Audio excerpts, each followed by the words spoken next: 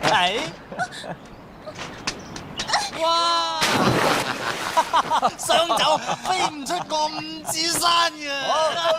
白虎兄，好多人啊！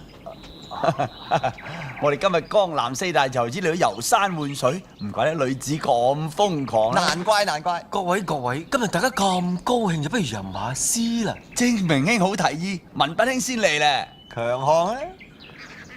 山下一群鵝，一説聲趕落河，咁啊落河捉鵝醫肚餓。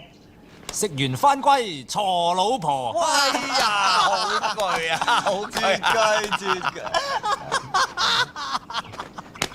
真係咁好笑？